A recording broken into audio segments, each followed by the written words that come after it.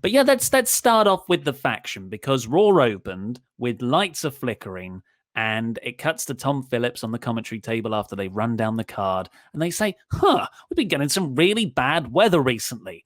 And I just wanted to be like, put aside the whole idea that every time lights start getting interfered with at a wrestling show, it usually means someone's going to debut or return.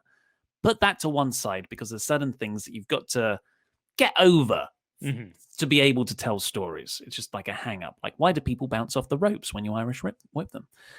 But the fact that the company announced that a new faction was going to debut, and later on in the show, we get footage of 5 masked, they look like the ninjas, people throwing Molotov cocktails at a generator. How was that not picked up or heard by anyone there? Well, that's because the show was being rewritten. So, like, Tom's rationale of it totally works if you continue that train of thought.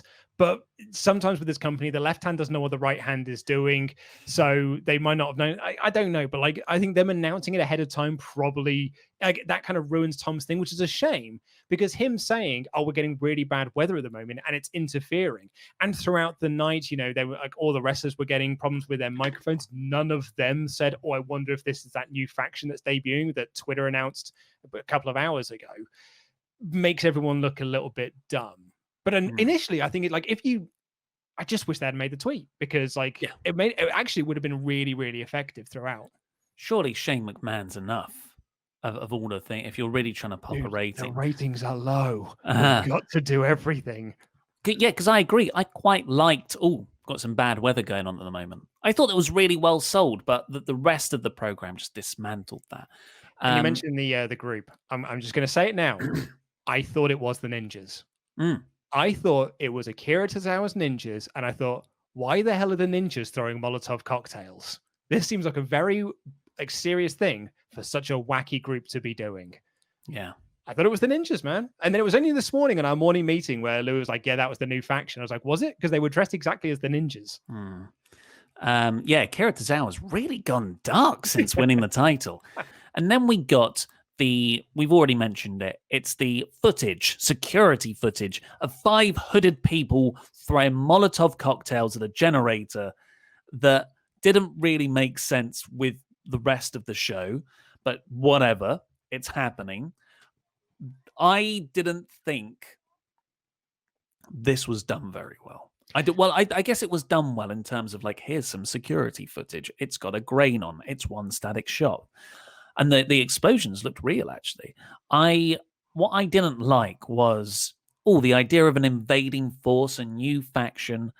That sounds, I'm always into that. I always am going to be. I love factions, particularly new ones before they've been ruined.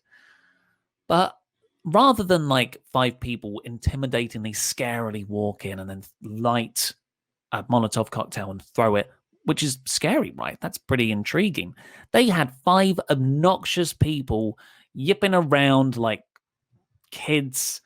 And it was so off-putting, so uncool, to borrow the underground criticism, that I just was like, I don't care about these jabronis.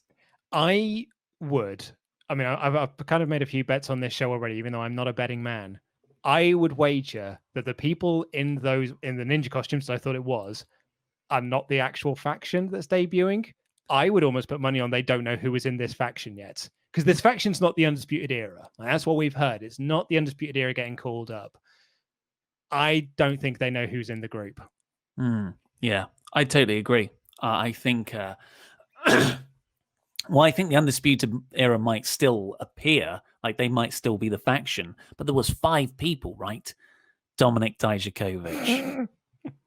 Isn't that the most main roster thing to do? Call up Undisputed Era, and Dominic Dijakovic is just this massive guy, because they can't get over if they're not tall, right? No, they're tiny.